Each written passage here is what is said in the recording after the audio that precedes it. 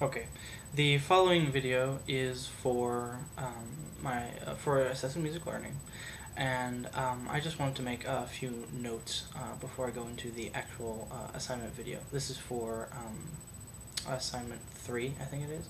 It's the one with the case study book, playing for pleasure, and that stuff. I kind of had some trouble with this assessment because the kind of like role playing element of it is kind of, I don't know. It's just not the type of assessment that I personally respond to the best. So I gave it my best shot. It was a little shorter than the requisite 3 minutes, but I thought I'd kind of make up for the stuff I didn't cover with regard to talking about the Brophy text and the assessment right here. So when I was reading the case study, it was pretty obvious what the point was with regard to assessment anyway. You have the obvious idea that um, is that Emily is being forced into a performance response assessment that she is obviously very uncomfortable with, and so I mean, yeah. So so I guess the point would be to provide her with an alternative form of assessment, either another authentic assessment being in one of the other three response modes, creating or responding, or to create some form of alternative assessment for her. As something I might suggest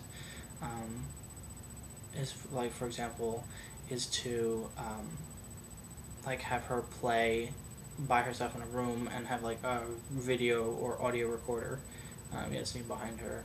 In one of my blog postings, I make reference to the use of technology and so things like that.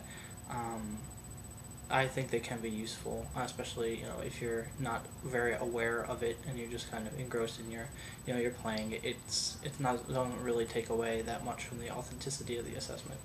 So yeah. So then the following clip is the the real assignment, the video. So anyway. Here we go. Hello, Mrs. Wilkinson. I am speaking to you today with regard to your student, Emily.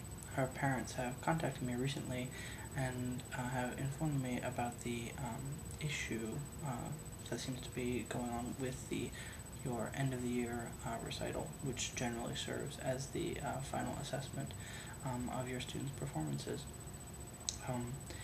Emily's parents have brought a very interesting issue to my attention, and I would prefer if you did not force her to take part in your end-of-the-year recital for a number of reasons.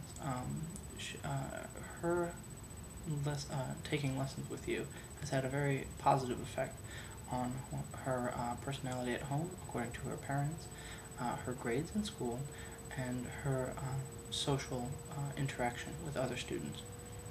She has joined the student council.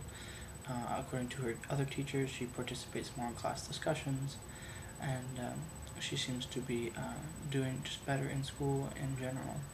She has more friends, according to her parents as well. So we do not want to do anything to deter any of these positive effects that your lessons are having on her. And according to her parents, when she found out that she would be forced to perform in your end-of-the-year recital, she all of the positive tendencies she was displaying reversed and went the other direction, so to speak. So I know it is disruptive for you, and I do apologize for that inconvenience. It will not have any effect on your position or your salary at all if she does not perform. However, I would kindly ask you if you could come up with some form of alternative assessment for her. As I'm sure you know, there are many different types of assessment response modes, especially for music.